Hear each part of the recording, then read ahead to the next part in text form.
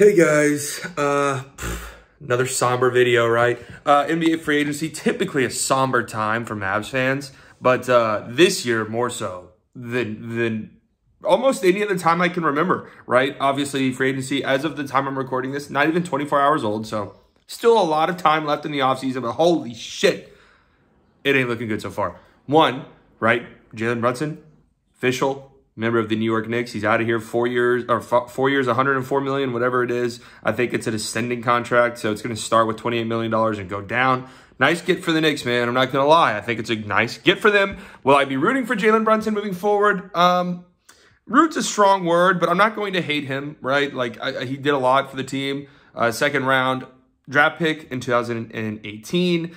Played his role, never complained. And, you know, it just sucks that he left. It seems like he didn't give the Mavs a chance at all, which definitely sucks. But hey, you know, it is what it is. Mavs could have extended him. They didn't. He went ahead and went to New York to play with his underneath his dad, which is weird. Would I ever want to work for my dad? No. But, you know, to each their own, right? So Jalen Brunson is out of here. And the Mavs, they got their replacement, JaVale McGee, right? JaVale McGee, the Jalen Brunson replacement. No, JaVale McGee, the first signing for the Dallas Mavericks this offseason. You know, I'm okay with it, right? I really like JaVale McGee. I think he's a good player, a great role player, one of, if not maybe the best backup center in the entire NBA. But it sounds like he's not going to be the backup center. We'll talk about that in a second, right? For me, I've had, look how fucking wrinkly my shirt is. I've been living out of my suitcase for 2 weeks, okay? I am in dire straits when it comes to clothing. What the hell am I even saying? JaVale McGee, right? I wanted him, right? I've talked about him a bunch on this channel as a potential target for the Mavs for the vet minimum. Using our full, it seems like we're using pretty much the entire taxpayer exception on JaVale McGee and Jaden Hardy, which kind of sucks. You know, I definitely wanted the Mavs to get a wing with that, but you got to remember that's only $6 million. And you look around the market, look at what some of the wings are getting, okay? Mavs fans need to understand this, okay? Just because we want a guy, just because we want a certain player, a certain type of player, doesn't mean it's even possible. And I'll be honest, I thought the Mavs could easily get a solid contributing wing player for the taxpayer exemption, $6 million. But that obviously doesn't seem to be the case. Look at the wing market, man. Victor Oladipo got $10 million. Gary Payton got $10 million. Okay? Taurean Prince re-signed for $8 million. Look around at the contract some of these guys are getting. Gary Harris got, what was it, $13 million or something like that from the Magic? It's clear and obvious that the market is just not very friendly to buyers currently when it comes to wings, especially if you have limited resources to work with like the Dallas Mavericks. Now, would I rather have had Daniel House, who signed for close to, I think it was like $6 million with the 76ers? Maybe. You know, I'm not that big of a Daniel House guy, but maybe. Would I rather have Derek Jones and JaVale McGee? Honestly, I'm going to be real. No, not really. I think JaVale McGee is a better role player than those two guys. They just is, right? It sucks because we wanted wing depth, and that's kind of what we talked ourselves into. But we also needed some center help. And we got one of the best backup. It's just so awkward holding this out. How do people do this? We got one of the best backup centers the league has to offer. Now, of course, what everyone's freaking out about is that JaVale McGee himself said he's going to come here to be, this is just the worst. JaVale McGee said he's going to be the starting center. I don't really care about this, okay? Will he maybe start the season at center? Sure, right? But I don't think that's going to ultimately be his role. I don't really care about him saying that.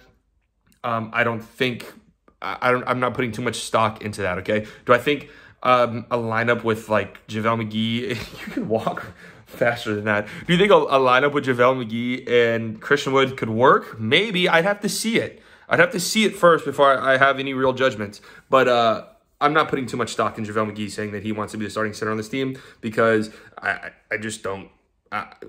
It doesn't matter to me, right? Maybe the Mavs went to him and said, hey, listen, because apparently the Milwaukee Bucks were really going hard after him. Hey, listen, we can give you an opportunity to start right away. You're not going to get that. And you're not going to get that in Milwaukee with Brook Lopez and with Bobby Portis. Like, that's just not going to be an option for you.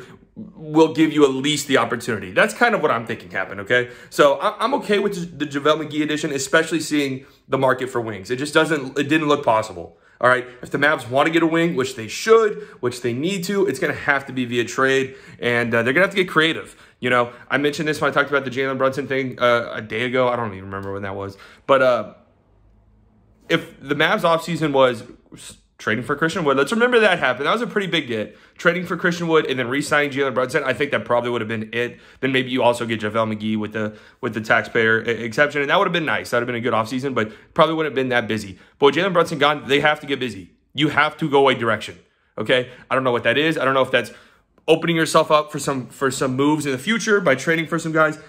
My hair up right now looks like I shaved my head. I promised I did not shave my head.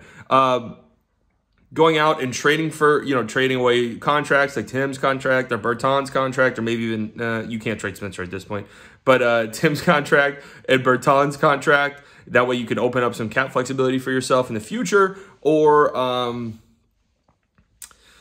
going out and getting players. I mean, I don't know, man. I really don't know.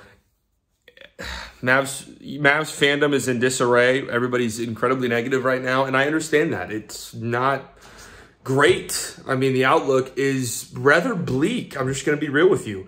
You really are hoping on an improvement from Josh Green. I mean, you need it. And he's not even on the Summer League roster. What the fuck is up with that? Is he getting traded? Like, if not, then what is he doing? Why? Why is he not playing in the Summer League? I had the same question last year. And everyone said, oh, because he just got back from the Olympics. So he didn't play. Sorry. Jaden Hardy. Like, is that really going to be our big, are we really relying on him in his rookie year? I don't like that much. Goran Dragic, man, I get a lot of shit from my Goran Dragic takes, and I understand that because he's, a legend in Slovenia. The European fans love him, and a lot of European fans watch the channel, and I love you European fans. You guys are great. But because I say I don't care about Goran Dragic, and I tweeted this out yesterday, I don't care about Goran Dragic, okay? I just flat out, I don't, all right? If he wants to come in and be a mentor, that's great, that's fine. I love that, veteran presence and all that, that's good. I think, that would be good for the Mavs. But I'm not, it doesn't change much for me basketball-wise. It just does not, all right? I've seen people say, Goran Dragic for the minimum, better than Brunson, 25. No, it's not, okay? It's not even close. Let's get real for a second, all right? Do I think a trade's coming? I do. I really do. I don't think you could possibly go into next season with Dwight Powell on your roster. And remember, Dwight Powell's expiring now, so they can move off of that. I think that wouldn't be the hardest thing to do in the world, is to trade Dwight Powell. I think they do move off of that. And I think it was Dwight, I think it was Block on Twitter said that, people are saying that the Mavs are going to make a move, trade Dwight Powell. But we said the same thing last year. And last year we said, we had Moses Brown and Dwight Powell and Willie Cauley-Stein and Boban and all these centers that we were going to trade one of them, and we never did. What I will say to that is, well, this year we have two legitimately decently good bigs, right? You have Christian Wood and Boban. I'm sorry, not Boban, Jesus. Christian Wood and JaVale McGee, right? Both guys who are proven in the league. Christian Wood could near all-star level production at times. JaVale McGee, one of the best backup centers, if not the best backup center in the NBA. Last year was just a hodgepodge of just mid-ass players. Okay, so you don't want to trade one because you don't know. So this year, we know what we have. Dwight Powell's very much expendable, right? And I'm assuming he's going to be traded. For what? I'm not entirely sure. I mean, what does Dwight Powell and Josh Green give you? What does that package give you? Anything at all? I'm not entirely sure. Do we start moving for future firsts for some wing help? I mean, Royce O'Neal just got a first-round pick. Like, you want to talk about the wing market right now. Royce O'Neal just got a first-round pick. The Utah Jazz got a first-round pick for Royce O'Neal. Granted, it's 2023, and it's the worst pick out of Brooklyn.